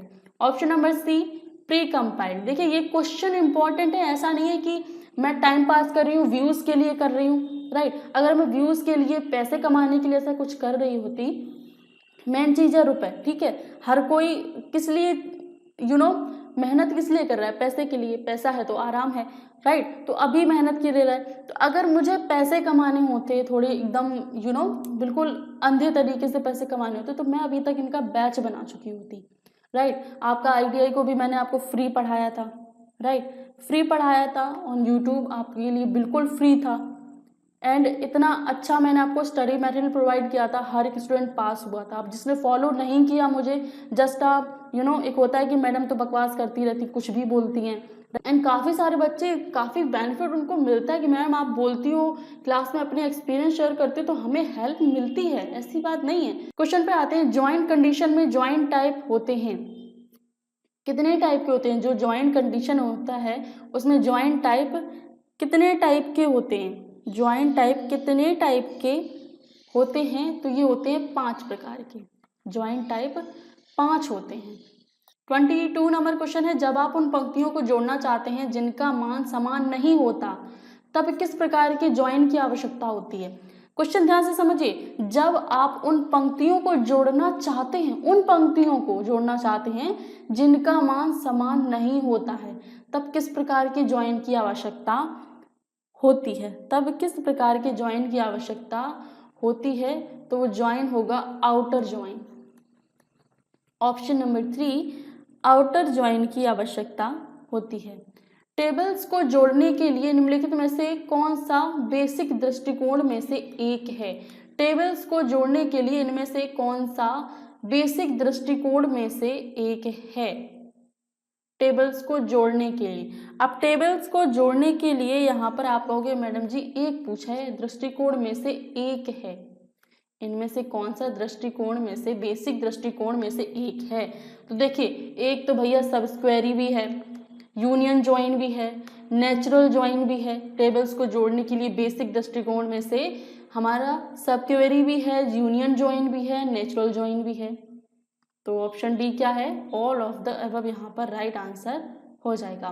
निम्नलिखित में से कौन सा ऑब्जेक्ट सभी क्लाइंट साइड जावास्क्रिप्ट फीचर और एपीआई का मेन एंट्री पॉइंट है? निम्नलिखित में से कौन सा ऑब्जेक्ट सभी क्लाइंट साइड जावास्क्रिप्ट फीचर और एपीआई का मेन एंट्री पॉइंट है? तो वो मेन एंट्री पॉइंट क्या है? वो है window. Option number B, window. 25 number question है। एक मेथड के अंदर एक वर्ग के मौजूद उदाहरणों का व्यवहार डैश द्वारा परिभाषित किया जाता है। एक मेथड के अंदर एक वर्ग के मौजूद उदाहरणों का व्यवहार क्लासेस द्वारा परिभाषित किया जाता है। किसके द्वारा? क्लासेस के द्वारा परिभाषित किया जाता है। 26 नंबर क्वेश्चन है। जब एक क्लास बी दूसरी क्लास ए का विस्तार करती है, तब हम कहते हैं, जब एक क्लास बी दूसरी क्लास ए का विस्तार करती है, यानी कि जो बी है वो ए का विस्तार कर रही है, तब हम क्या कहेंगे? ए सुपर क्लास है और बी सब क्लास है। ए सुपर क्लास है एंड जो बी है वो क्या है? वो सब क्लास है। निम्नलिखित में से कौन सी प्रॉपर्टी जेएस एरर के प्रतिक्रिया में ट्रिगर होती है? निम्नलिखित में से कौन सी प्रॉपर्टी है जो जेएस एरर के प्रतिक्रिया में ट्रिगर होती है? तो वो प्रॉपर्टी कौन सी? वो है one error. Option number B, one error. 28 number question है। जेसन मेथड की गुणवत्ता है। JSON जेसन मेथड की गुणवत्ता है। मेथड की गुणवत्ता क्या है? इसे जेसन डॉट स्ट्रिंगफाई विधि द्वारा स्वचालित रूप से लागू किया जाता है। इसे जेसन डॉट स्ट्रिंगिफाई विधि द्वारा संचालित किया जाता है। ये इस मेथड की गुणवत्ता है। 29 नंबर क्वेश्चन है, एक मॉड्यूल जो वैश्विक प्रतीकों को परिभाषित कर सकता है उसकी अधिकतम संख्या है। एक मॉड्यूल जो वैश्विक प्रतीकों को परिभाषित कर सकता है उसकी अधिकतम संख्या कितनी होगी? उसकी अधिकतम संख्या कितनी होगी जो वैश्विक मॉड्यूल को परिभाषित कर सकता है? तो उसकी संख्या होगी 1। अधिकतम तो भैया 1 ही है। आंसर क्या होगा? 1। 30 नंबर क्वेश्चन है, प्रॉपर्टीज मेथड एक है। ये जो प्रॉपर्टीज मेथड है वो क्या है? प्रॉपर्टीज मेथड वो एक क्या है? Non enumerable method. Non enumerable method ये क्या है? ये एक प्रॉपर्टी मेथड है। ठीक है। 31 नंबर क्वेश्चन है, जावा स्क्रिप्ट क्या है? जावा स्क्रिप्ट क्या है? मुझे इसका आंसर देने की जरूरत नहीं है। जावा स्क्रिप्ट एक स्क्रिप्टिंग लैंग्वेज है जिसका उपयोग वेबसाइट को इंटरैक्टिव बनाने के लिए प्रयोग किया जाता है। जावा स्क्रिप्ट क्या है? एक स्क्रिप्टिंग लैंग्वेज है जिसका प्रयोग वेबसाइट को इंटरैक्टिव बनाने के लिए किया जाता है। 32 नंबर क्वेश्चन है, निम्नलिखित में से कौन सा जावा स्क्रिप्ट के बारे में सही है? इनमें से क्या जावा स्क्रिप्ट के बारे में सही है? तो जावा स्क्रिप्ट के बारे में देखिए क्या सही है। जावास्क्रिप्ट एक ऑब्जेक्ट आधारित भाषा है, जावास्क्रिप्ट असेंबली लैंग्वेज है, जावास्क्रिप्ट एक ऑब्जेक्ट ओरिएंटेड भाषा है, या फिर जावास्क्रिप्ट एक हाई लेवल लैंग्वेज है। जावास्क्रिप्ट एक हाई लेवल लैंग्वेज है, तो आपका आंसर A4 सही हो जाएगा। जावास्क्रिप्ट एक उच्च स्तरीय भाषा है। 33 नंबर क्वेश्चन है, HTML डॉम में व्यवहारित सभी चीजें हैं। HTML डॉम में व्यवहारित सभी चीजें हैं, तो देखिए आंसर यहाँ पर आपका नोड होगा। HTML डॉम में व्यवहारित सभी चीजें नोड हैं। ठीक है। 34 नंबर क्वेश्चन है, HTML डॉम में फॉर्म कंट्रोल एलिमेंट का कार्य क्या है? HTML डॉम में फॉर्म कंट्रोल जो होता है, फॉर्म कंट्रोल एलिमेंट, उसका कार्य यहाँ पर पूछा है, तो उसका कार्य होता है user interface element. User interface element. 35 number question, कौन सा ऑब्जेक्ट पदक्रम में शीर्ष पर है? कौन सा ऑब्जेक्ट पदक्रम में शीर्ष पर है, ये हमें यहाँ पर बताना है। कौन सा पदक्रम शीर्ष पर है? तो वो है विंडो ऑब्जेक्ट। विंडो ऑब्जेक्ट यहाँ पर हमारा राइट आंसर हो जाएगा। 36 नंबर क्वेश्चन है, जावास्क्रिप्ट सिंटैक्स फंक्शन मेथड करता है। जावास्क्रिप्ट सिंटैक्स फंक्शन या मेथड क्या करता है? ये इन्वोकेशन इंप्रेशन करता है। क्या करता है? इन्वोकेशन एक्सप्रेशन, सॉरी इंप्रेशन नहीं, expression, invocation expression. 37 number question है, निम्नलिखित में कौन जावास्क्रिप्ट ऑप्टिमाइजर है? इनमें से कौन जावास्क्रिप्ट ऑप्टिमाइजर है? तो वो आपका जावास्क्रिप्ट ऑप्टिमाइजर हो जाएगा क्या? Jasmine and pack.